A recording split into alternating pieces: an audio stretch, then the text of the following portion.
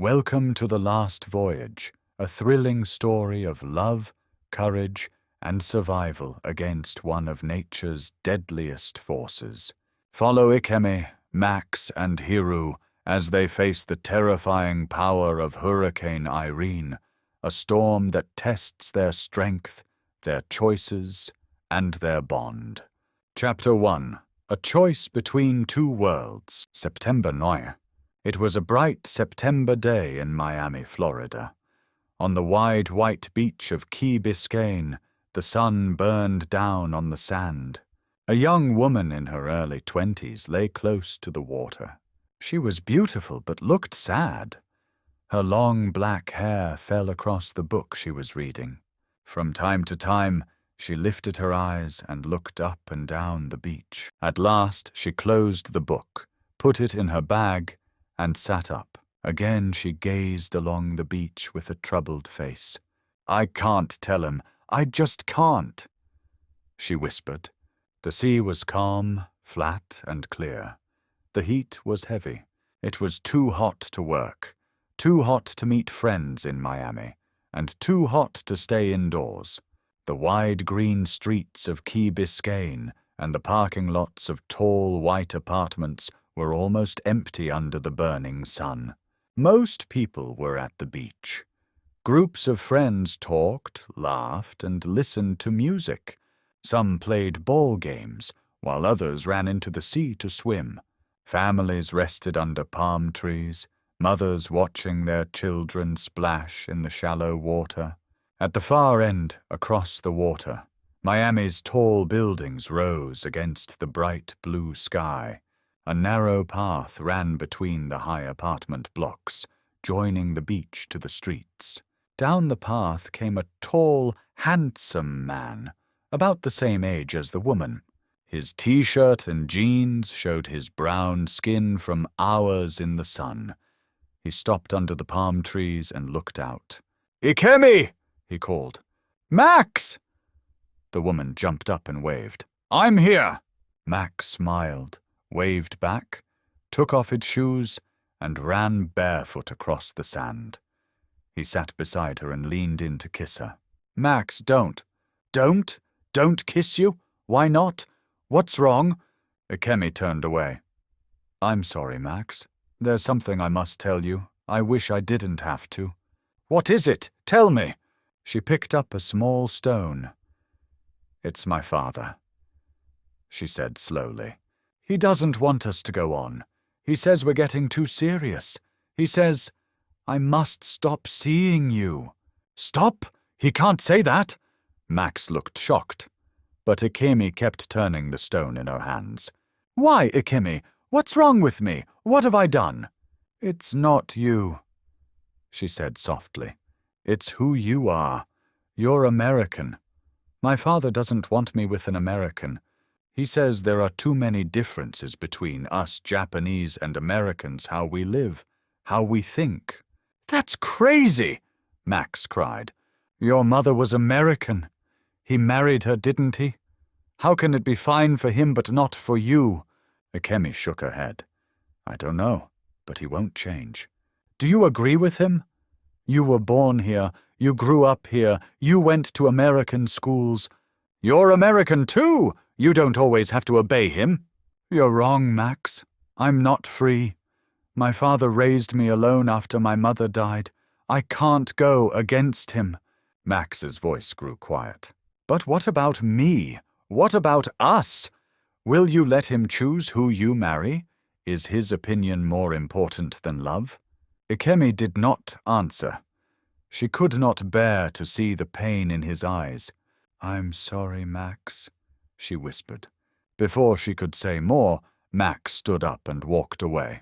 She watched him, wanting to run after him, to hold him, to tell him she loved him more than anything. At the top of the beach, he turned and looked back. Their eyes met, then she looked away quickly. Her heart hurt. Her father did not care that Max was kind, honest, and generous. He wanted a man who was patient, quiet, and brave enough to suffer without complaint. Max was none of these. He was noisy, impatient, and quick to speak everything her father disliked. "Why?" she whispered, tears in her eyes.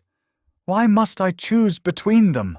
Far away, across the ocean near West Africa, the weather told another story. Strong winds bent palm trees and high waves crashed onto the beaches of Senegal. The fishermen had already pulled their boats onto the sand and sat together, glad to be safe. The storm soon moved westward, growing bigger and stronger over the warm sea. The winds circled, forming an eye at the center. Day after day, it followed the Atlantic currents like a wild dog chasing its prey.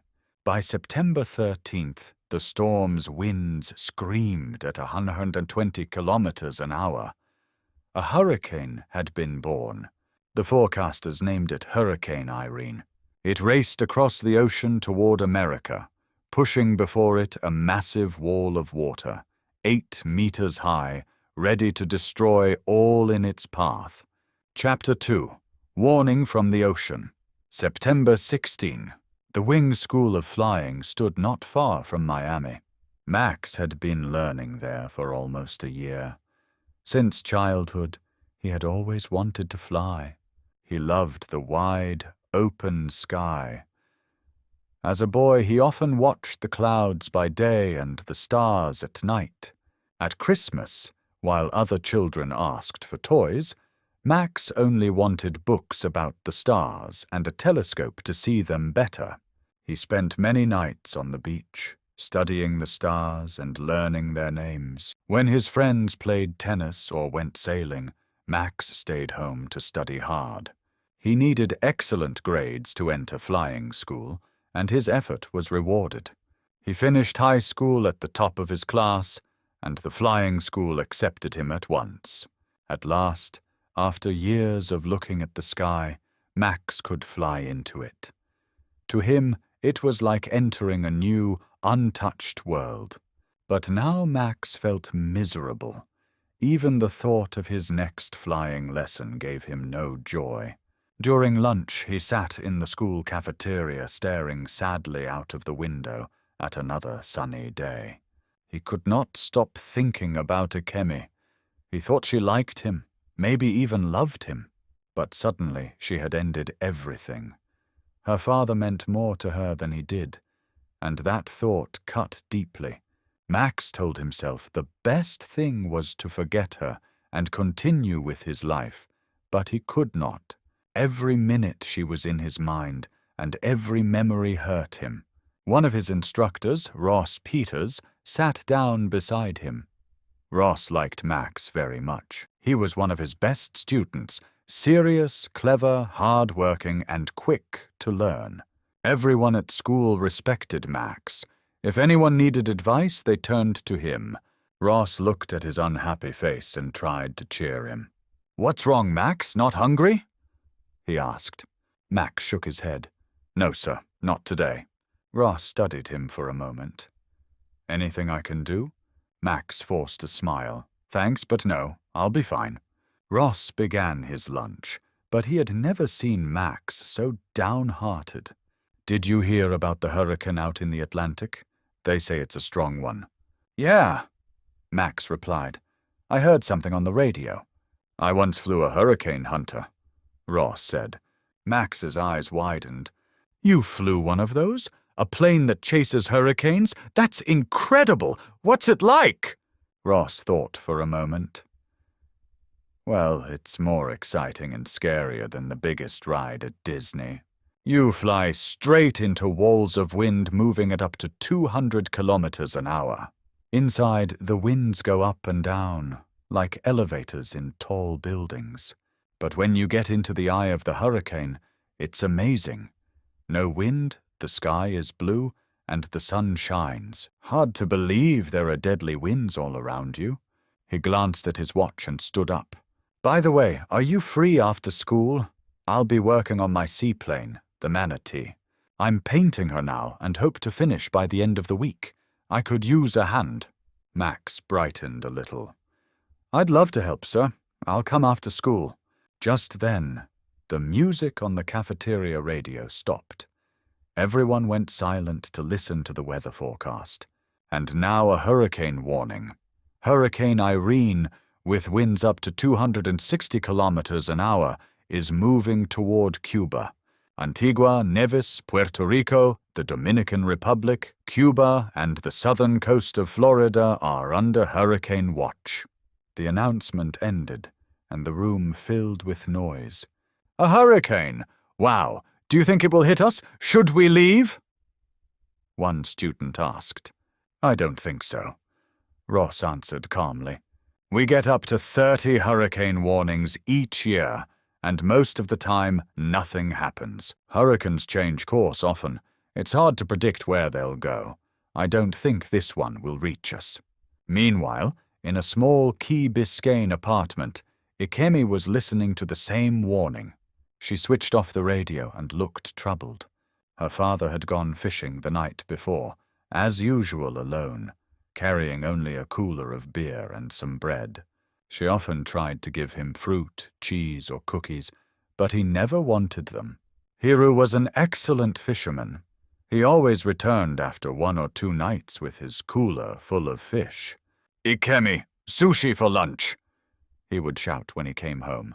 She would run to meet him, look at the fish, and together they would prepare sushi, her favorite meal. Ikemi told herself it was too early to worry. She looked out at the bright sky. He'll be back tonight, she thought. He'll hear the hurricane warning and come home. He won't stay out with a storm coming. She gathered her books. She had a class in an hour. He'll be fine, she whispered, leaving for school. Far out to sea, Hiru was having a perfect day. The sea was calm, the sky cloudless, and his cooler already full of fish. He opened a beer and waited for a big catch. Life felt good. Since his wife died, fishing had saved him. The boat, which he named after her Elizabeth, became his escape from pain. At first, the sea gave him a place to be alone with his grief. Later, it brought him peace. The calm days eased his sorrow, the wild waves lifted his spirit, and the fight of the fish gave him strength. The sea became his healer. Now he needed it as much as ever. He respected the fish for their courage and endless fight, far more than the Americans he dealt with. He often wished he had returned to Japan after his wife's death.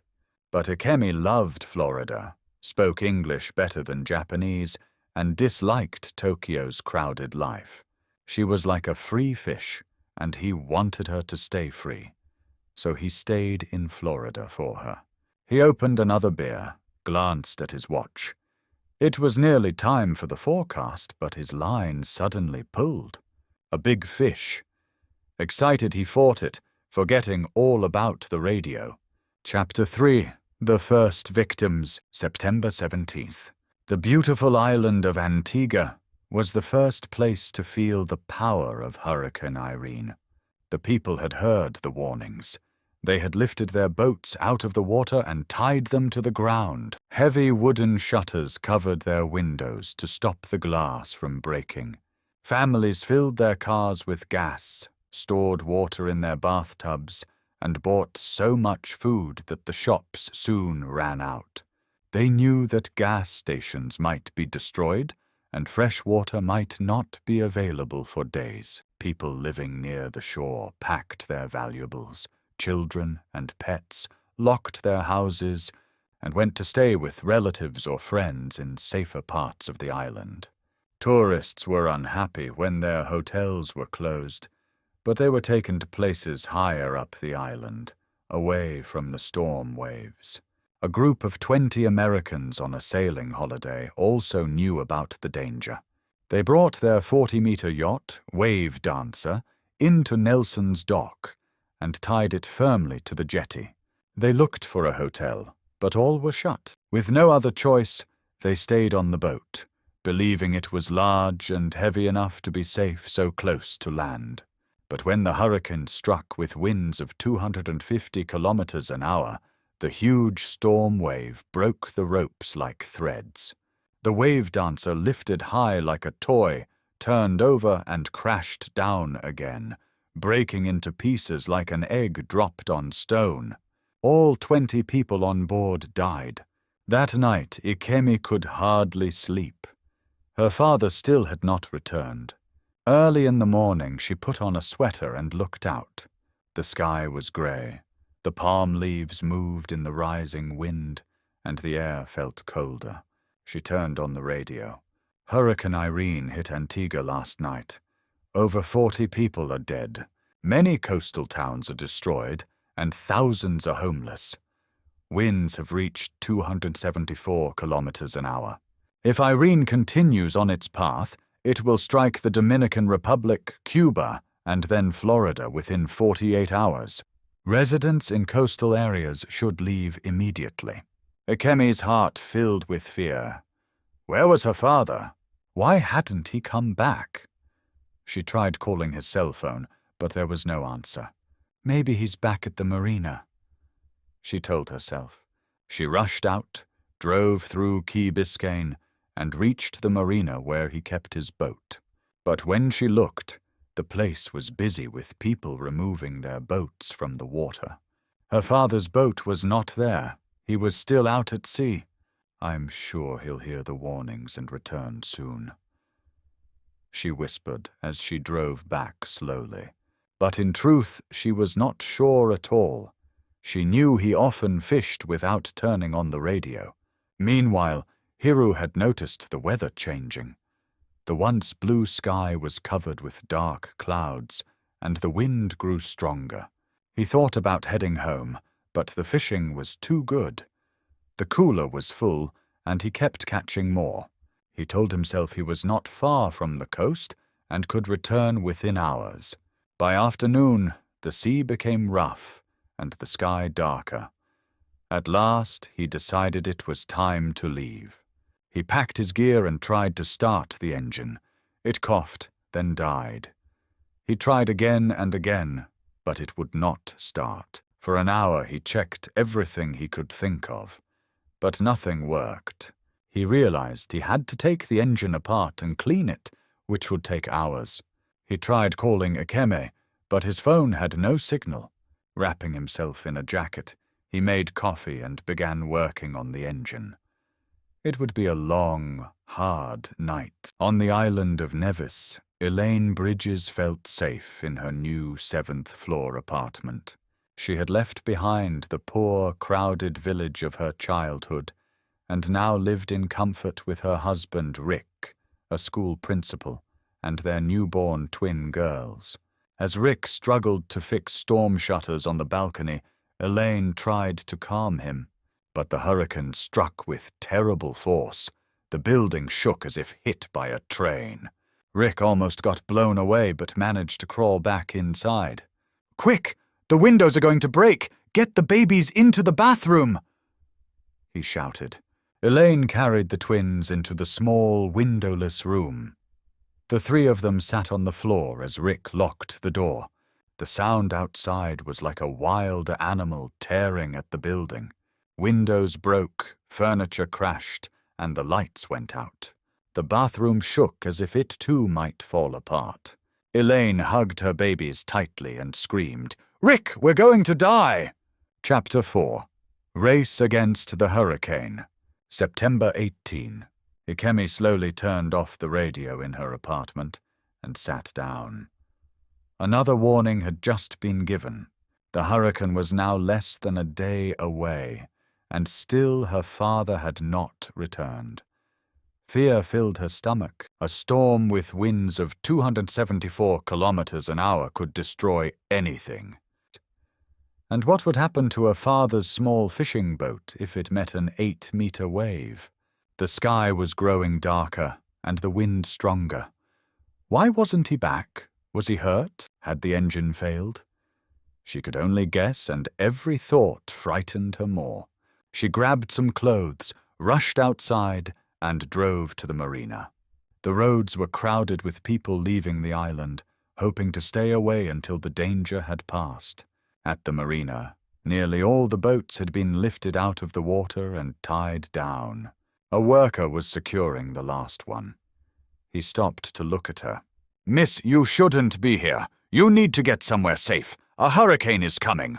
"I know, but my father went fishing 3 days ago and hasn't come back." "Please, we must send someone to find him. He's in danger."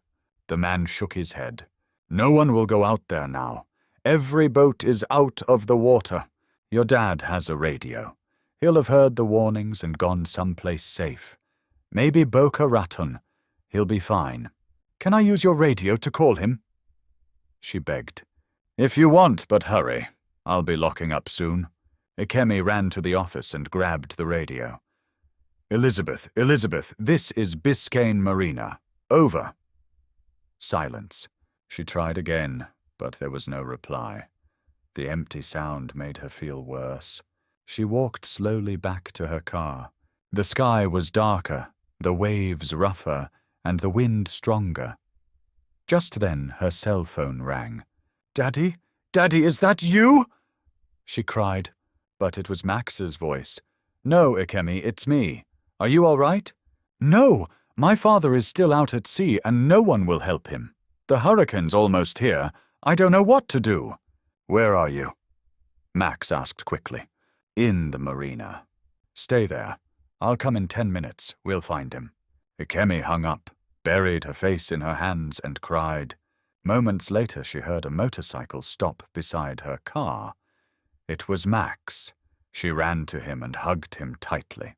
"Max, thank you for coming." "I made it in 7 minutes," he said with a grin.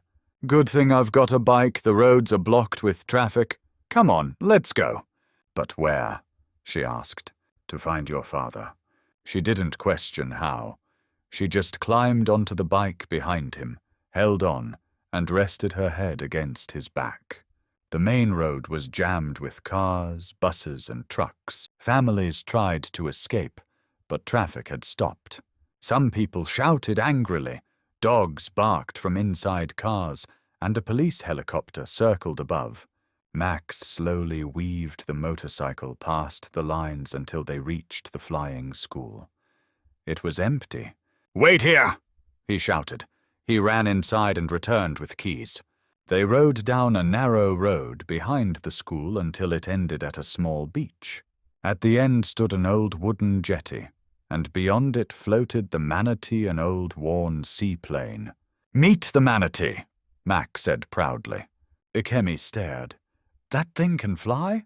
"Of course. She's old but strong. I've been helping my teacher fix her. Don't worry, Ikemi. If your father's still out there, we'll find him." Far out to sea, Hiru was still struggling with the engine. He had worked all night, but it refused to start. Suddenly, a huge wave crashed over the boat, filling it with water. Exhausted, he pumped it out. He knew now that the Elizabeth might not bring him home. He picked up the radio and called. "Mayday, Mayday. This is the fishing boat, Elizabeth. My engine has failed. I need help immediately." Silence. He repeated the call, but no answer came. Then a voice cut through. "Hurricane alert. All coastal areas of Florida must prepare. Hurricane Irene will arrive within 24 hours, with winds of 274 kilometers an hour and storm waves of 8 meters. Hiru put down the radio. Now he understood. No one was out there to hear him. All other boats were gone. He was alone in the storm. The waves tossed the boat like a toy. Water poured in again and again, and he pumped it out with aching arms. He was freezing, tired, and weak. Yet he told himself, "I must not stop. I must live for Ikemi." Chapter 5. Thankful to survive. Hurricane Irene tore across Nevis, then rushed on to Puerto Rico, the Dominican Republic, and Cuba. Before the storm, Nevis had been a green island full of palm trees and pineapple fields. Afterward, it looked brown and broken. The palm trees were gone, the marina had vanished, and every boat left in the water had been destroyed. Houses along the coast were flattened. A pineapple farmer who hurried to check his land found not one pineapple left, and in their place lay a 10-meter boat. carried half a kilometer inland by the storm wave. On Fig Tree Hill, roads were blocked with fallen palm trees, overturned cars, and pieces of roofs. Broken glass, beds, chairs, and tables lay everywhere, all dirty and wet. Many houses no longer had roofs, and some walls had been torn away. There was no power, no water, and no working telephones. Ambulances could not get through the streets. People climbed over the wreckage, searching for food, water, or pieces to rebuild their homes. Others called out for missing family members. Some looted stores for supplies. Slowly the island began to count its dead. In the tall apartment block at the top of the hill, Rick and Elaine stood inside the baby's empty room. They were tired, dirty, and hungry, but alive. The storm had taken everything.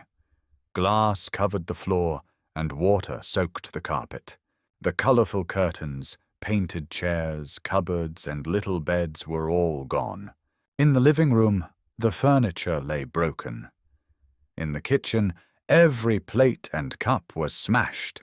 Elaine looked at Rick, kissed him on the nose, and whispered, "Honey, I love you so much." He lifted her in his arms, and together they danced around the wrecked room. It was enough that they had survived. Their twin babies slept in a towel in the bathroom, the only safe place during the storm. Elaine smiled at them. Life, even in the middle of destruction, was precious. That evening, American newspapers carried the story on their front pages. Cuba hit by worst storm in 50 years. Hurricane Irene, one of the strongest storms in Caribbean history, had swept through Cuba. More than 200,000 people left their homes. Tourists in Varadero Beach were forced to evacuate before the worst winds struck. Irene was now a Category 4 hurricane, with winds reaching 274 kilometers an hour. Weather experts warned it was heading for southern Florida. 45,000 people had already left the Florida Keys, and air ambulances had carried over 100 hospital patients to safety. Chapter 6. Into the Storm. Max and Ikemi hurried down the jetty. The wind was strong and rain had begun to fall. At the end, a small wooden boat was tied up. Max helped Ikemi step in and started the engine. "Untie us!" he shouted. Ikemi quickly loosened the rope, and they moved out into open water. The boat went slowly against the wind. Waves broke over the sides, filling it with water. "Not far now?" Max called. He kept his eyes on the sea, steering carefully through the waves. Ikemi began to throw water out with her hands, though salty spray stung her face and eyes. By the time they reached the manatee, the little boat was almost half full of water. "Quick, inside!" Max unlocked the seaplane's door, pulled Ikemi in, and closed it behind them. At once, the noise lessened. Ikemi looked around. The inside of the plane was nearly empty. 3 seats in front and a large yellow bag behind them. "Why aren't there seats at the back?" she asked. "It used to be an air ambulance," Max explained, already strapping himself into the pilot's seat. His wet hair stuck to his face as he pulled out maps. "Come look," he said. Ikemi sat beside him. He pointed to the map. "Here's Key Biscayne. Where would your father usually go?" Ikemi traced a spot about 15 kilometers east. "Often here, but sometimes farther up the coast toward Boca Raton." "And he didn't say this time?" She shook her head. "No." The wind suddenly rocked the plane. Max tightened his grip. "We'd better go. We'll head east first." Ikemi's eyes widened. "That's straight into the hurricane. Can you even fly this thing?" "Ross Peters taught me," Max said calmly. "We've flown together many times. Don't worry. This old plane is heavy and strong. It'll handle the storm." He smiled. "And if not, we've got a good life raft." He pointed to the yellow bag. Water, Chocolate. A radio, it has everything. Ikemi frowned. Flying into a hurricane in this old plane, and you think chocolate will make me feel better? You're crazy. Max squeezed her hand. Trust me. He started the engine. Ready? Ikemi nodded. Yes, and Max, thank you. He guided the plane out into the water for takeoff. Against the pushing wind and waves, it moved slowly. Come on, come on, Max whispered. Then suddenly, they were in the air. We're flying, he shouted. Ikemi looked through the window. The sky was dark, the rain heavy, and the clouds low. The waves below broke white against the black water. We'll stay below the clouds so we can see, Max explained. Ikemi thought, how can we find a small boat in this weather when we don't even know where it is? As if reading her mind, Max said, Don't worry, we'll find him. Far away, Hurricane Irene moved off the coast of Cuba and toward Florida. Great walls of black clouds circled around the eye of the storm. Inside the eye was calm, with sun and blue sky, but the walls carried deadly winds of 274 kilometers an hour and waves 8 meters high. The hurricane marched across the sea, picking up houses, ships, trucks, trees, animals, even people, lifting them like toys, then throwing them down again. Nothing could stop it. Chapter 7. The Final Signal. Hiru's arms ached. He had been pumping water for hours, but waves kept crashing over the Elizabeth, filling it again and again. He could not keep up. Exhaustion, cold, and hunger weakened him. Every 10 minutes he stopped to send a mayday call. He knew the hurricane was only hours away. The Elizabeth was strong, but not strong enough. When the storm struck, the boat would break apart. Deep down, Hiru accepted it. He was too tired to fight much longer. All he wanted was to lie down and sleep. He left the pump and went into the cabin. Water covered the floor, but the tops of the beds were still dry. He pulled a blanket from the cupboard, wrapped it around himself, and sat for a moment. Before lying down, he decided to try one last mayday call. Shivering, he picked up the radio. Mayday, mayday, this is the Elizabeth. I am sinking. I need help. Over. Silence. He reached out to put the radio away, when suddenly a voice answered. Elizabeth, this is the Manatee. Where are you? Over. Hiru froze. Was he dreaming? But the call came again. Elizabeth, this is the Manatee. Where are you? Over. It was real. Hope rushed back into him. He almost shouted into the radio, Manatee, this is Elizabeth. 10 kilometers east of Key Biscayne. Over. Elizabeth, this is Manatee. We'll be with you in 5 minutes. Can you send up flares? Over. Yes, I'll fire them every 3 minutes. Out.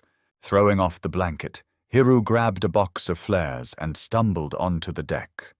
Water was already up to his knees. He pumped fast for 2 minutes, then shot a bright white flare into the sky. The storm lit up for a moment before turning dark again. Inside the Manatee, Ikemi's face lit with hope when she heard her father's voice. He's alive, Max. He's alive. Max said nothing. Flying low in the storm was almost impossible. The winds shoved the plane hard, and waves below rose like mountains. He knew landing here would destroy the seaplane and kill them all. His heart sank. Then a white light burst in the distance. Look, there! That's the flare! Ikemi cried, her eyes shining with hope. Max glanced at her. She truly believed he could save her father. How could he tell her that landing was impossible? On the Elizabeth, Hiru saw the seaplane appear through the storm. Shock filled him. A plane? No pilot could land in such seas. He let his flare die, his brief hope fading with it. This was the end. Max's voice cut through the radio. Elizabeth, This is Manatee. Sir, listen carefully. I can't land here. We'll drop you a life raft on a line. Get inside it and close it. We'll pick you up in the eye of the storm." Hiru felt stunned. Max? Ikemi's noisy American boyfriend? And was Ikemi with him? Fear gripped him. "Max, is Ikemi there? Take her back now. Forget me. Just take her home." "Sorry, sir," Max answered firmly. "Light a flare. Get ready for the raft in 2 minutes. Out." Ikemi unbuckled her belt, lifted the heavy yellow life raft, and stood by the door. The plane shook wildly. Max shouted over the roar. "When I yell open, open the door. When I say drop, push the raft out. Hold tight and don't fall." A flare lit the sea below. Ikemi saw her father's boat almost under the waves. The water reached his waist. "Drop! Drop!" Max cried. She pushed the life raft out. It disappeared under a wave. She slammed the door shut, shaking all over, and collapsed back into her seat. "Did he catch the line? Did he?" she gasped. Max kept flying, his eyes locked on the storm below. Chapter 8. In the Storm's Eye. On the Elizabeth, Hiru shook his head as he put the radio aside. It felt unreal, like a bad dream. His daughter had brought her American boyfriend to fly into a hurricane to save him. The boy must be completely insane. Flying into a hurricane in an old seaplane, what madness! And then calmly telling Hiru he would rescue him, as if Hiru were a small child. It was hard to believe. Yet the boy was brave. He had spirit. And if Max was ready to fight the storm, then Hiru would fight as well. He did not think they could win, but he would not give up before Max did. Hiru saw the Manatee drawing nearer. The seaplane was flying dangerously low, tossed hard by the storm. One moment it was high enough to clear the waves, the next almost touched by them. Hiru shook his head once more. That boy was truly crazy, but courageous. Then a huge wave crashed over the Elizabeth, and the boat began to sink. If Hiru could reach the life raft, he might have a chance, though only a small one, of surviving. He climbed onto the last part of the boat still above water. In the light of the flare, he saw the plane clearly. Very close now. Suddenly, a door opened on its side, and a bright yellow life raft dropped out with a long line trailing behind. Hiru watched as the raft and line fell near the boat. At that moment, the Elizabeth rolled onto its side and went under. Hiru plunged into the water, which felt almost warm compared to the icy wind. Almost at once, the line brushed against his neck. Wrapping it twice around his waist, he pulled himself along slowly until he reached the raft. With effort, he tugged on a cord, and the raft unfolded like a yellow flower. It was large and solid. Hiru dragged himself inside just before a giant wave struck. The raft rolled over and over, but only a little water entered. Soon it righted itself again. It would not be comfortable, but it might be strong enough to help him survive the hurricane. And if Max could reach the eye and collect him there... Hiru shook his head. He still could not believe Max was flying that plane in such a storm, but the raft had been dropped perfectly. If Max could fly as well as that, perhaps he could pick him up in the eye. Hiru tied himself to the raft and looked inside. There was a light, some water, chocolate, and blankets. He ate the chocolate and drank some water. Wrapped in the blankets, away from the full force of the wind and waves, he began to feel a little warmer, but he knew this was not a fishing trip he would ever forget. Meanwhile, on the Manatee, Max and Ikemi flew back over the sea.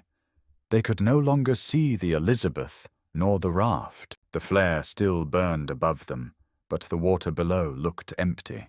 "It's gone. The boat's gone," Ikemi whispered, "Max, it's gone. We were too late." "Wait, just wait. Look over there." Suddenly, in the dark water, the yellow raft appeared, open and floating. "He made it! He reached the raft!" Ikemi cried. Just then, a violent gust struck the plane and pushed it sideways, as if a child had thrown a toy plane across a room. Ikemi screamed. "Look at this!" Max shouted.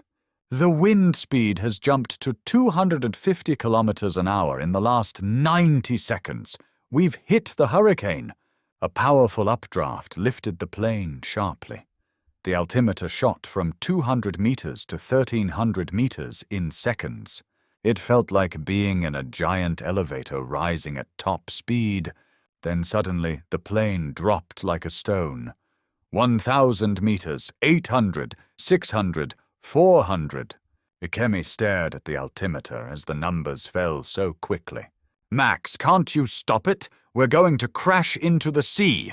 300 meters? 200? At 100 meters, Ikemi closed her eyes and hid her face in her hands. Max pulled hard on the controls, but the old seaplane responded slowly. Come on," he whispered. At 50 meters, the fall stopped.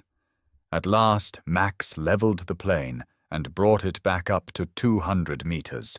Suddenly, it was like entering another world. They had reached the eye of the hurricane. Above them, the sky was blue and clear. The sun shone, and the sea below was rough but without breaking waves. "Well done, Max. We made it," Ikemi said, staring through the window at the calm, golden afternoon light. "We must get Hiru quickly," Max replied. "The eye is only about 20 kilometers wide." He turned the plane back. Around them lay blue sky and blue sea, but there was no sign of the yellow life raft. "Where is he?" Ikemi asked. The rain had stopped, and she could see clearly for kilometers. "He must still be in the storm wall," Max answered. "The winds will push him out soon. We'll spot him any minute." Ikemi frowned. But what if the wind and waves are pushing him toward land? He might not reach the eye. Max hadn't thought of that. The raft was small and light, and the storm was blowing toward the coast. If it carried the raft onto land, it would smash against rocks, houses, and roads. Hiru would not survive. "He should be clear of the wall by now," Ikemi said anxiously. "Where is he?" "There! Over there!" Max shouted. The raft had appeared at last. He turned the plane and flew over it. The top was open, and water filled the inside. In the bottom lay Hiru, unmoving. "Get ready to land," Max yelled. He had wanted to circle the raft to plan his approach, but there was no time. He swung around once and brought the manatee down. The plane bounced off 2 waves, then hit the water and stopped close to the raft. The moment they stopped, Max unbuckled his belt, pulled on a life jacket, and tied a rope to it. He handed the other end to Ikemi. "I'll swim to him. I'll tie him to the line and you can pull us in. We don't have much time." Ikemi nodded, pale-faced. Max dived into the sea and swam to the raft. Hiru's face and hands were blue with cold. Max pressed his ear to his mouth. No breath. He looked back at Ikemi. She stood frozen in the doorway of the manatee. "Is he all right?" she cried. Max did not answer. He pulled himself into the raft, lifted Hiru's head back, and began to breathe air into his mouth. Hiru's lips were icy, hard as stone. With each breath Max gave, Hiru's chest rose and fell. But when Max put his face close again, there was still no sign of breathing. He glanced quickly at his watch and continued the rescue breaths. How long could he keep this up before the other side of the hurricane reached them? They had to get back into the plane and into the air before that happened. How much time was left? How fast was the storm moving? Was Hiru already gone? If Max stayed too long, both he and Ikemi would die as well. He paused again to check for breathing. Nothing. He looked back at Ikemi. Her eyes were closed, her hands tightly together. As far as Max knew, Ikemi had never gone to church and didn't believe in God.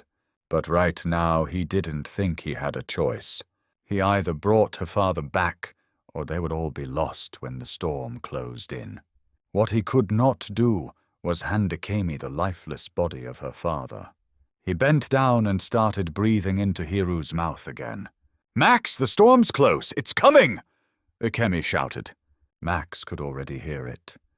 A few minutes earlier it had been a soft sound in the distance, but now it was loud and furious. "We still have some time!" Max called back. Then Hiru coughed. It was the most welcome sound Max had ever heard. He turned Hiru onto his side. Hiru coughed again and vomited. Max untied the rope that held Hiru to the raft and fastened it to the line Ikemi was holding. "Pull us in!" he shouted. Ikemi pulled hard as Max kept Hiru's head above the water. Together they reached the plane. Max climbed up and helped Ikemi drag Hiru inside. His breathing was easier now, and the blue color was leaving his face. They placed him in a seat and strapped him in. Ikemi threw her jacket over him and held his freezing hands. "Daddy, can you hear me? Daddy!" she cried. Hiru slowly opened his eyes. At first he seemed not to notice anything. Then he looked at Ikemi and gave a weak smile. His eyes wandered around the plane. He stared out of the door at the blue sky and the great wall of black storm clouds moving closer. He watched Max shut the door and hurry back to the pilot seat. Max looked at him and saw that his face was returning to its normal color, and his breathing was steady. "Let's get you home, sir," Max said firmly. Hiru nodded and listened to the engine start. The plane began to move forward. The next day, Hiru sat in the hospital waiting room, ready to be picked up. The doctor had kept him overnight to be careful, but he felt much better now. The hours in hospital also gave him time to think, especially about his daughter. He looked up and smiled when Ikemi and Max entered through the doors. "Daddy, how are you feeling?" Ikemi asked. "Hungry," Hiru answered. He turned to Max, who stood quietly at her side. "Max!" Hiru said. "Yes, sir." "Do you like sushi?" "Yes, sir," Max replied. "Are you hungry?" "Yes, sir." "Then where's the nearest sushi bar?" Hiru asked with a smile. If you enjoyed The Last Voyage, don't forget to like this video, share it with your friends, and subscribe for more exciting stories. Turn on the notification bell so you never miss the next adventure.